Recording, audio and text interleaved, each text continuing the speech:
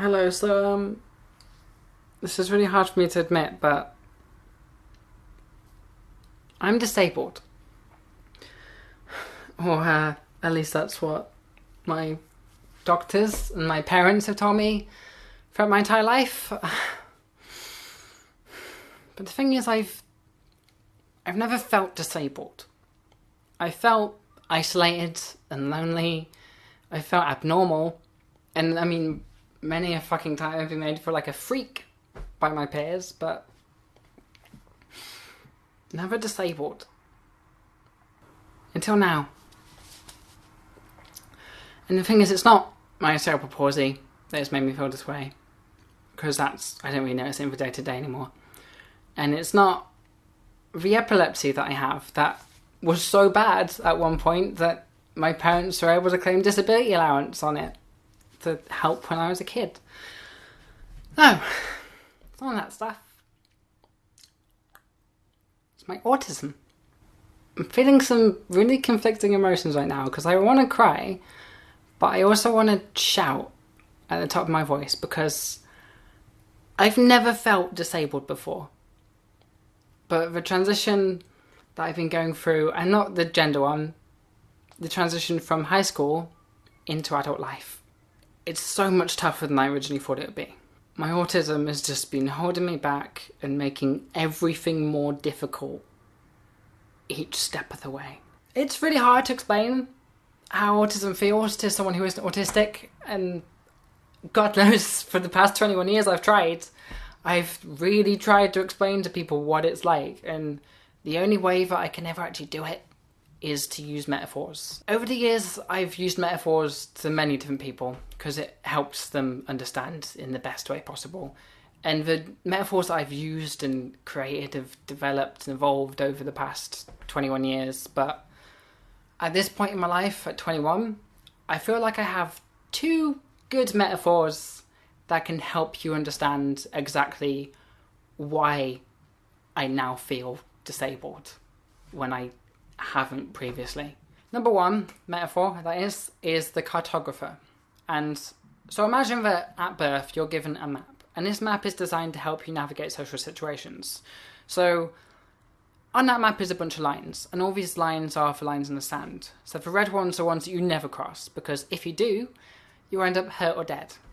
And the yellow ones are okay to cross, but only in the situations that are listed beside them.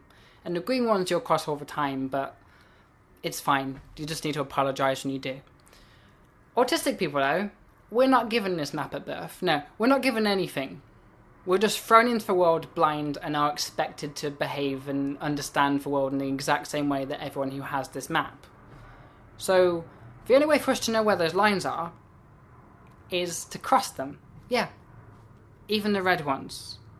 So, when our bones are set back together and we've somehow pulled ourselves through the isolation and the beatings and the feelings of abnormality, we'll pull out a pencil and the sheet of paper that we hold with us at all times and draw a line. And that line is the line that we just crossed. And therefore, we know where it is now. The only way for us to know where the tigers are, the sink pits, the mountains and valleys, is for us to actually go to them and go through the hell of experiencing them. And the thing is, over time, our maps will become more detailed and more comprehensive, and we'll be able to navigate the social situations much better. But our maps will never be as detailed or as finished or as comprehensive as the one that you were given at birth, just freely. So we'll always be on the back foot, and we'll always seem abnormal to people who don't fully understand what it is we're going through, because they just think that everybody has this map. And that's what it's like. We're the ones who have to walk into the lion's den and then remember where it is. You just get told that information. And that's just so enviable. So metaphor number two is Verlaine. And whereas the cartographer is more so about navigating social situations in general, this one's more so about communicating with people one-on-one, or like 4-on-1, or however many people there'll be in the group. So, imagine that one day you're approached by a lion, and that lion he can speak perfect English. So he walks up to you one day and says, "That's quite a scent you have, isn't it?" Now, what does that mean? Does it mean he wants to eat you? Does it mean he wants to be friends? Does it mean he doesn't want to eat you? Does he see you as a threat? Or does he not see you as a threat? Or maybe lions just complement each other on their scents. That's just something they do. We don't know, because lions live their life on a base level that is completely different to humans. That's what it feels like to be autistic. I don't have the context of what you're on about. All I know is the words you're saying. I don't know if you want to hurt me, if you're flirting with me, if you're being friendly, if you're trying to make a joke, if you're trying to make a joke at my expense, if you're insulting me. I have no idea. All I know is what you're saying. I can't read the language of body language like everyone else can. I don't have the shortcuts that everybody else just understands. However, I have lived for 21 years with autism, and over the 21 years, I've studied you and I've picked up the broader strokes. So I know that smiling means someone's happy, frowning means someone's sad. Frowning with eyebrows indented in means they're angry. And the louder somebody talks, the more aggressive and the more angry and the more dangerous they are. I understand all of that stuff, and I also know that if someone's arms are crossed, it means they want you to piss off. Even though when I have my arms crossed, it's just a comfortable position to put my arms in. So I've had to learn all that language. And again, over 21 years, I've managed to do it fairly well. But like that lion, I will never know what you mean. I will never know if you want to hurt me. I will never know if you want to be friends. And that's hell. Imagine being on edge all that time. Because humans are dangerous. And when you don't know what their intentions are, how are you meant to navigate that situation? A map's all well and good, but without a good compass, it's fucking useless. So, I hope those metaphors help you understand what it's like for me to live in this world as an autistic person, because it's hard. And I just want to point out, the Cartographer, that's mine. I invented that. I've been developing it over my entire life.